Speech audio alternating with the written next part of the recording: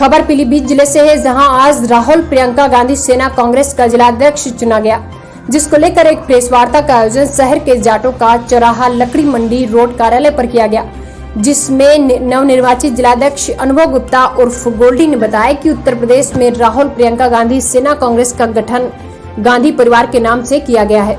यह परिवार देश ही नहीं बल्कि दुनिया में एक प्रतिष्ठित एवं ताकतवर सियासी परिवार के रूप में जाना जाता है।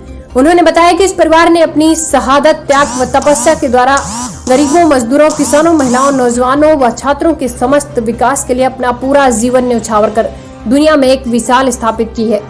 अनुभव गुप्ता उर्फ गोल्डी को नियुक्ति से पूरे जिले के कांग्रेस जनों में हर्ष व्याप्त है। इसके साथ ही सभी कांग्रेस जनों ने अनुभव गुप्ता को बधाई व शुभकामनाएं प्रेषित की। गौरतलब है कि अनुभव गुप्ता कांग्रेस के बेहतर, सक्रिय, समर्पित व निष्ठावान कार्यकर्ता हैं। इनकी इस नियुक्ति से युवाओं में जोश व सकारात्मक संदेश जा रहा है।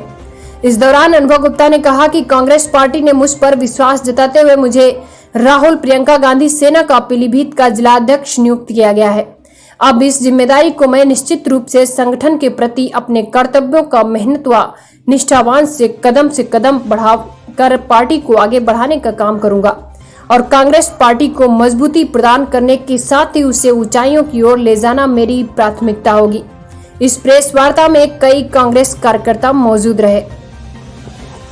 संगठन का, इस सेना का बहुत बड़ा रोल था। उनको रिहा करवाने में जहां जहां आपने देखा होगा न्यूज वगैरह में, वो इसी सेना का रूप था। जी जी। और एक अदर जानकारी मैं आपको देना चाहूंगा कि अभी जब हमारा राम मंदिर निर्माण कार्य शुरू हुआ था, 5 तारीख को जो नींव पूजन था, उसमें हमारे अखिल भारतीय अध्यक्ष पंडित जगदीश शर्मा जी चांदी की ईंटें लेके सबसे पहले उन्होंने मध्य प्रदेश से अपनी यात्रा शुरू करी थी। और उसके बाद प्रियंका जी, राहुल जी और हम लोग की कांग्रेस की जो पोस्ट और एनडीटीवी पे भी ये न्यूज आई थी, उसमें उनके विषय में तो वो सर्वप्रथम लेके वही चले थे। जी जी। चांदी की जो आपने सुना था वो हमारे ही वार्ता की है, वो किस चीज़ को लेकर किया, क्या है पूरा मामला और या किस पद पे आपको नियुक्त किया गया है? पहले तो आपका धन्यवाद। और मैं राहुल प्रियंका गांधी सेना का कांग्रेस का जिलाध्यक्ष नियुक्त करा गया हूं। और हमारा उद्देश्य जो है, एक छत के नीचे जो वरिष्ठ कांग्रेसी हैं और जो कांग्रेस विचारधारा के लोग हैं, उन्हें लाना और उनको साथ में लेकर समाज के अंदर जो समस्याएं उनको सुनना और उन समस्याओं का समाधान करते हुए कांग्रेस का प्रचार करना।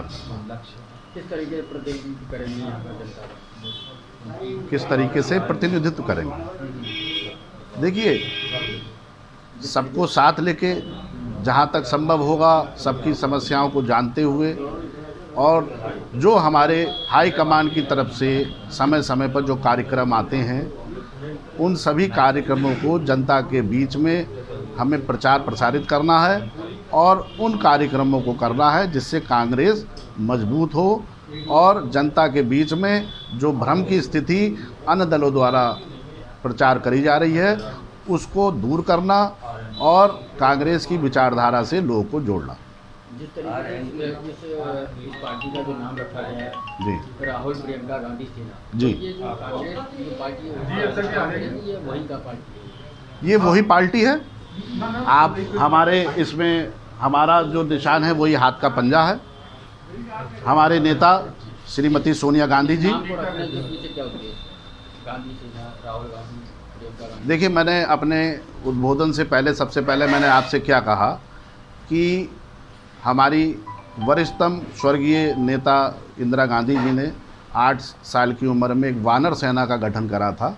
वो सेना उस समय की परिस्थितियों में जो क्रांतिकारी थे, जो भारत विरोधी लोग थे, यानी कि अंग्रेज, उनकी सूचनाओं को क्रांतिकारियों तक, उनकी गतिविधियों को क्रांतिकारियों तक देती थी और क्रांतिकारियों को सजग करती थी कि जो ये कार्य कर रहे हैं वो कार्य वो ना करें, और जनता के बीच में उनके संदेशों को पहुंचाती थी।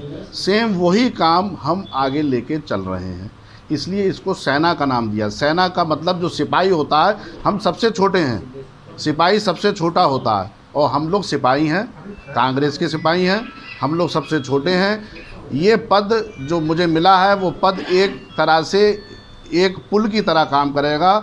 जो ऊपर के हाईकमान में लोग बैठे हुए हैं उन तक यहाँ के जो नेतागण हैं, जो वरिष्ठतम लोग हैं, उनके बातों को ऊपर पहुँचाएगा और ऊपर के संदेश को, जो हाईकमान का संदेश है, उनको जनता तक पहुँचाएगा, कांग्रेसियों तक पहुँचाएगा। यही मेरा कार्य है और हम सब सिपाही की तरह काम करेंगे।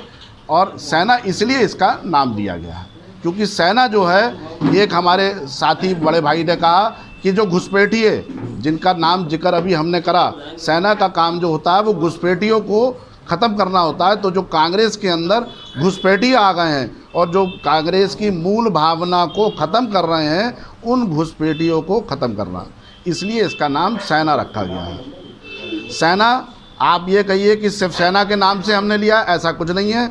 सेना बनाने वाली, सेना का कार्य करने वाली और शहीद होने वाले लोग ही कांग्रेस के अंदर आज तक हैं। कांग्रेस के नेता ही देश के लिए शहीद हुए हैं, इसलिए हम सेना हैं और सेना की तरह काम करेंगे। जिस तरीके कांग्रेस का वजूद धीरे धीरे खत्म होता जा रहा है, उसको लेकर क्या रणनीति है? ये आपकी गलतफहमी है। कांग्रेस का वजूद कहीं ख़त्म नहीं है। किसने कह दिया कांग्रेस का वजूद ख़त्म है? आज एकमात्र हमारे नेता राहुल गांधी जी भाजपा के एकमात्र, कहना चाहिए, रडार पर हैं। और हमारे पंजाब में हमारी सरकार है, मध्य प्रदेश में सरकार आई लेकिन गलत तरीके से गिराई गई, राजस्थान में उसे गिराने का प्रयास करा गया और अन्य प्रदेशों में हमारे सहयोग से सरकारें बनी हुई हैं। ये गलतफहमी और भ्रम फैलाया गया है। और आज की तारीख में अगर आप सूचना जागृत के उससे आप निकालें तो भाजपा कहीं जगहों पे मिलेगी, कहीं पे बिल्कुल नहीं है। कर्नाटक में हमारी सरकार थी लेकिन लोगों ने अपने धन बल का प्रयोग करके कर्नाटक में सरकार गिराई। गोवा में हम बहुमत में आए, जनता सब जगह कांग्रेस को समर्थन दे रही है, कांग्रेस का सहयोग कर रही है। लेकिन जो इस समय ऊपर तानाशाह लोग बैठे हुए हैं, जो हिटलर की तरह काम कर रहे हैं, वो सेना को, हमारी कांग्रेस को धन बल से खरीद कर और उसे मजबूती जहाँ दिखती है वो उसे कमज़ोर कर रहे हैं। कांग्रेस कहीं ख़त्म नहीं हुई है। कांग्रेस पहले भी जिंदा थी, आज उससे दुगनी ताकत से जिंदा है। बस लोगों के मन में भ्रम है जो कि गलत तरीके से फैलाया जा रहा है। तो जिस तरीके आगामी चुनाव जो आ रहे हैं, 2022 आ रहा है या 2024 आ रहा है, तो क्या लगता है कि आप अपनी जगह बना पाएंगे? क्यों नहीं बनाएंगे? अगर हमें मीडिया सहयोग देगी और हमारी बातों को जनता तक पहुंचाएगी तो हम हर जगह आप पहुंचेंगे। विरोधी पार्टियां जो हैं वो हमारे देश की एकता अखंडता को जिस तरह से खंडित कर रही हैं और जिस तरह से एक तरह से जो अंग्रेज शासनकाल में अंग्रेज जैसा निर्णय लेते थे, ऐसी निर्णय आज की सरकार लोगों के लिए ले रही है। उन सभी निर्णयों के बारे में जो सरकार, जो जनता के बीच में गुमराहपन है,